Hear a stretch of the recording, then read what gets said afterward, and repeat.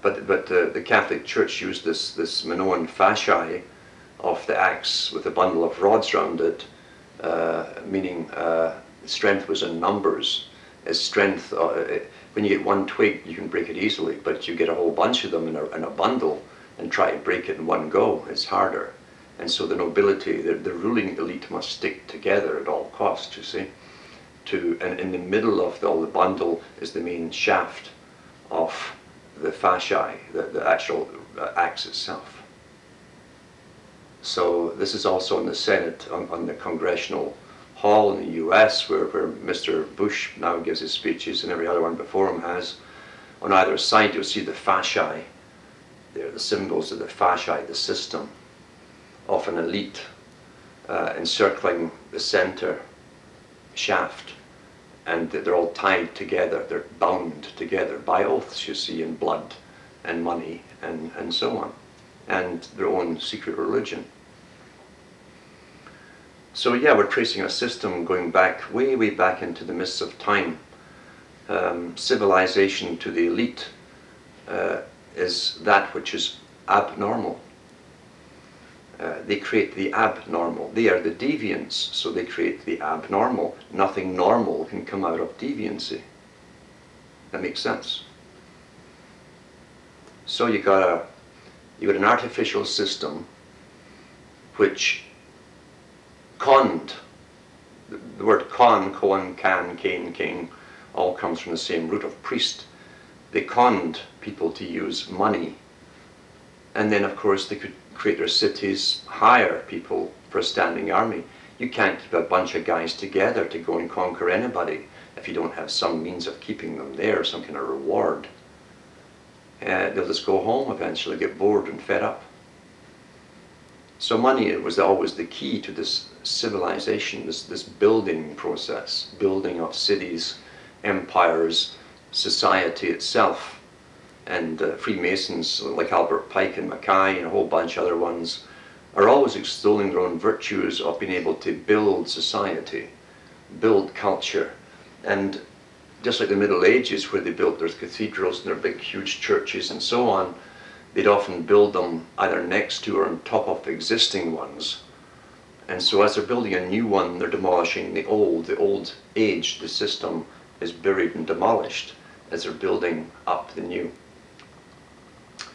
So we have an elite who've used war, money, cities, culture creation, religion, and all the things that come into the culture, festivals, generally based on lunar and solar and stellar mythologies, to keep the people in check, keep them happy, dumbed down, stupid, and obedient, more than anything else, as obedience is so important.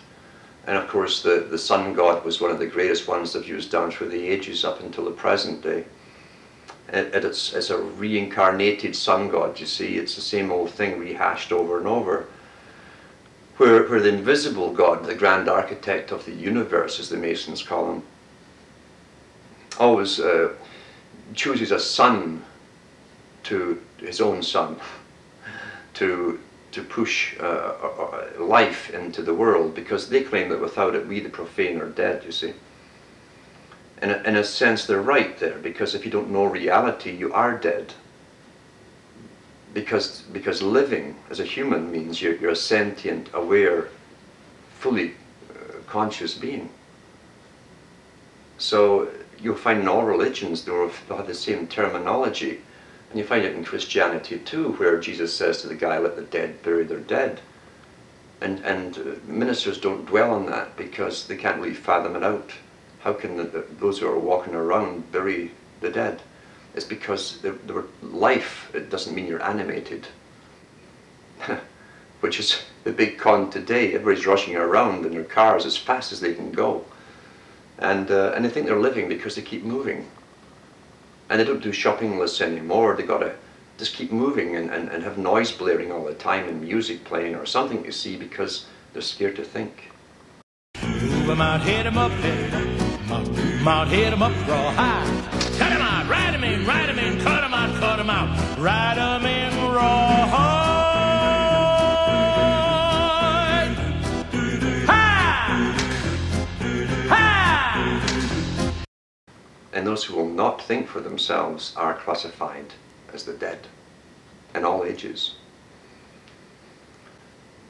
George Orwell used that even in his 1984 book, where Winston and his girlfriend are caught by the thought police before being taken to the Ministry of Love for torture. And that's what he says when they're first caught: we are the dead. We are the dead. This little Masonic giveaway. Meaning, though if they'd been really alive, they would never have been caught like this. And of course, there are many, many degrees of waking up from the dead. And in Freemasonry, they have a substitute bunch of rungs on a ladder called degrees for the idiots who join it at the bottom to get up, thinking that one day they're going to hit the big magic number and they're going to be a full-fledged high chutzpah, you see. And they get virtue, right?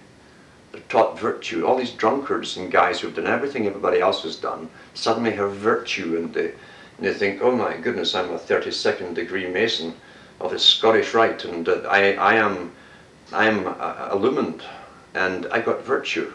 I got virtue. As they cross their palms with silver in their handshakes and pay each other off, you see, and take all their freebies from the society they live in. You know, cheaper taxation assessments with a little nudge, a wink and a nod and a handshake to the assessor. And the same thing with the policeman that catches them speeding, you know. Is there no one to help a poor widow's son? Huh? Why is that? Why? Why is that? Why? So you get all this rubbish, you see, and these guys are just bottom feeders.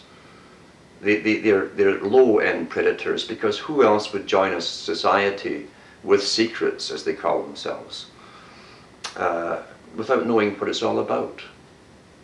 All they know is what the Masons make sure that everyone's always known. If you join us, you get up the ladder in life. You get little special favors. So this is the rubbish, you see, that goes into Freemasonry, the low-level bottom feeders, because they want all the little freebies, and it doesn't matter to them if their neighbour, who's a profane one now, this guy who's exactly the same as them, is now profane. If he gets a bigger tax assessment and he has to pay his speeding charges and so on, it doesn't matter to him that this guy is suffering. Well, he's not. That's the Masonic creed. It's a scratch my back and I'll scratch yours. Dogma, you see. But of course it doesn't stop there, because a circle is 360 degrees. And these little prunes don't go up terribly high, especially first generation Masons, because there's also a breeding program involved.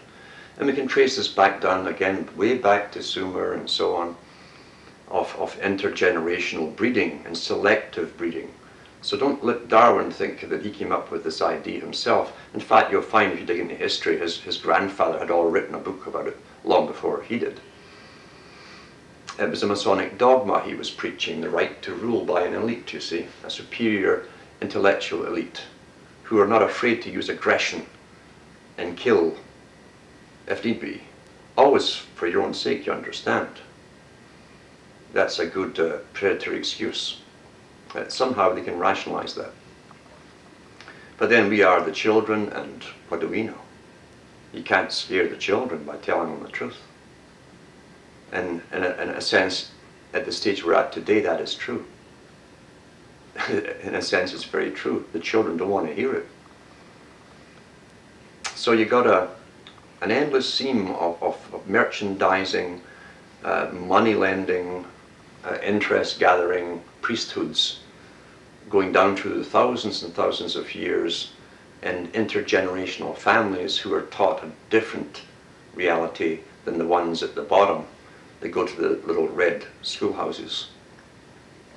In Britain, it's little red brick schoolhouses, as the elite refer to them. Of course, their universities are also granite stone, where the honorary muck can go to the red bricked universities.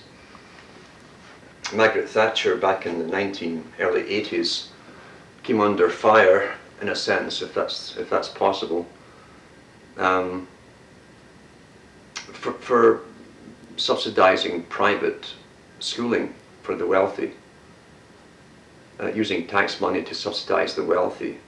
And she rationalized it by telling the truth, as they very often do.